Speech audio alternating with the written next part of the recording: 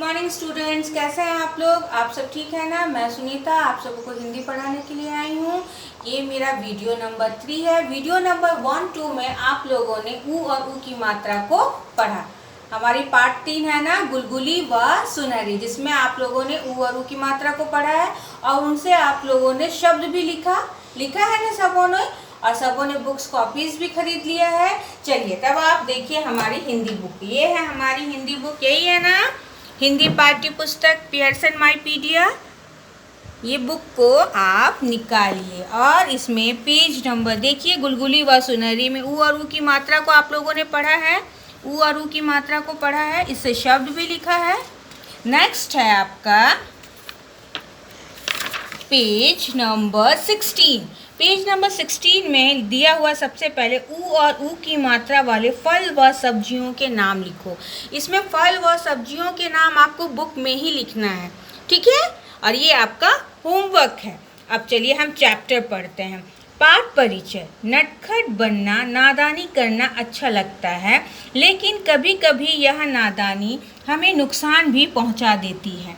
हमें अपनी गलती मानकर उसमें सुधार करना चाहिए, ठीक है? गुलगुली और सुनहरी की ये पाठ है आपका।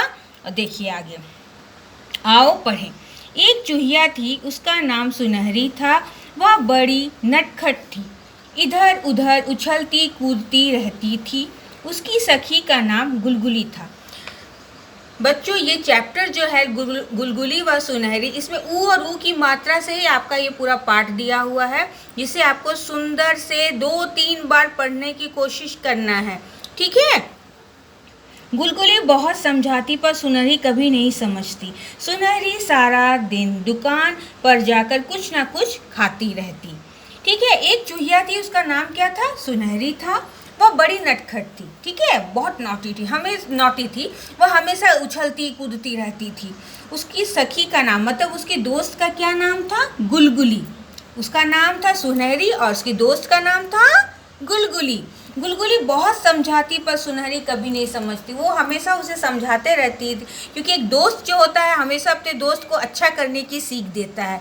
तो वो भी जो है गुलगुली जो है सुनहरी को हमेशा बताती कि क्या करना है क्या नहीं करना है, लेकिन सुनहरी जो है वो नहीं समझती थी। सुनहरी सारा दिन दुकान पर जाकर कुछ ना कुछ खाती रहती। वो सारा दिन क्या है, दुकान पर कुछ ना कुछ जाकर खाती रहती थी। एक दिन सुबह सुबह सुनहरी साहूकार की दुकान पर चली गई। एक दिन क्या है, सुबह सुबह सुनहरी जो है वो तो किसी की बात मानती ही नहीं थी, तो एक दिन वो व्यापारी के पास चली जाती है।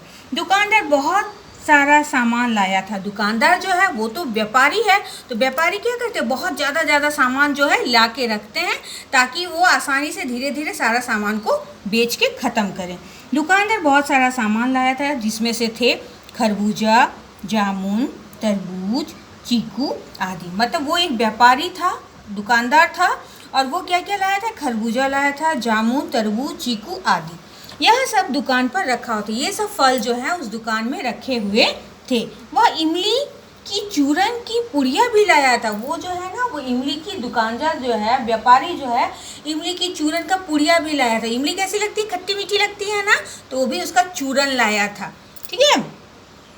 सुनहरी फल खाना पसंद नहीं करती थी। सुनहरी जो है वो फल खाना पसंद नहीं करती थी। वह चूरन खाना ज़्यादा पसंद करती थी। वो क्या है, चूरन खाना ज़्यादा पसंद करती थी, क्योंकि वो खट्टी मीठी लगती थी, उसे उसका स्वाद बहुत ज़्यादा अच्छा लगता था।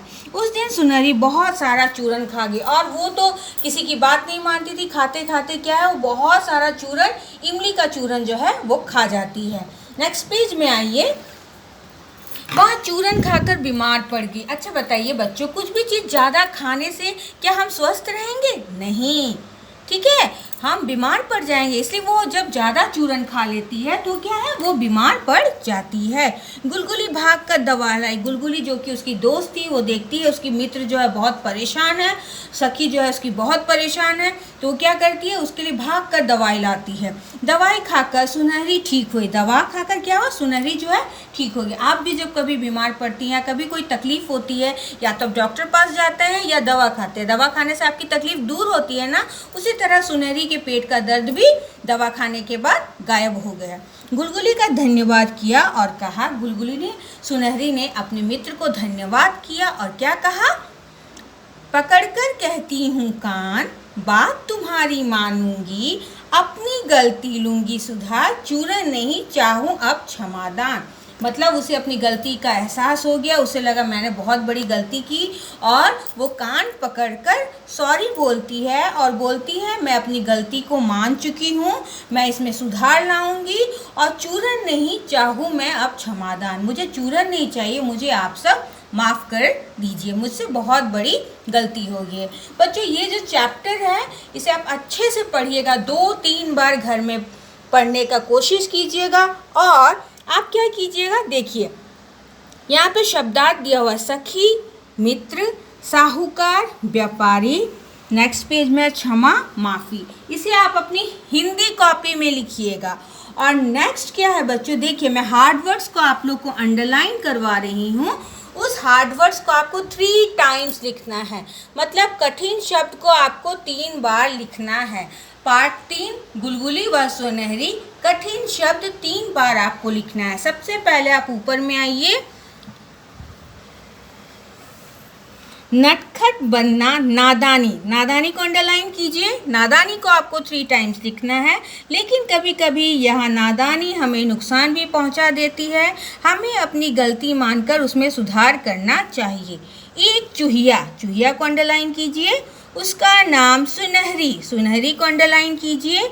वह बड़ी नटखट थी, इधर उधर उछलती कूदती, इछलती कूदती को अंडरलाइन कीजिए। उसकी सखी का नाम गुलगुली था, गुलगुली को अंडरलाइन कीजिए। गुलगुली बहुत समझाती पर सुनहरी कभी नहीं समझती। सुनहरी सारा दिन दुकान पर जाकर कुछ ना कुछ खाती रहती। एक दिन सुबह सुबह सुनहरी साहूकार, साहूकार को अंडरलाइन कीजिए, की दुकान पर चली गई। दुकानदार बहुत सारा सामान लाया था, खरबूजा, खरबूजा को अंडरलाइन कीजिए, जामुन, तरबूज, चीकू आदि, यह सब दुकान पर रखा था। वह इमली की चूरन, चूरन को अंडरलाइन कीजिए, कि पुड़िया, पुड़िया को अंडरलाइन कीजिए, भी लाया था। सुनहरी फल खाना पसंद नहीं करती थी, वह चूरन खाना ज़्यादा पसंद करती थी। उस दिन सुनहरी बहुत सारा चूरन खा गई। वह चूरन खाकर बीमार, बीमार को अंडरलाइन कीजिए, पड़ गई। गुलगुली भागकर दवाई लाई, दवाई अंडरलाइन कीजिए।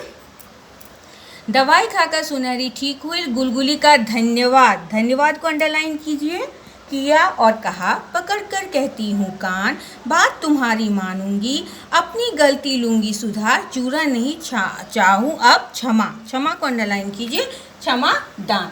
ये सब शब्दों को बच्चों आपको 3 टाइम्स लिखना है हिंदी कॉपी में, ठीक है।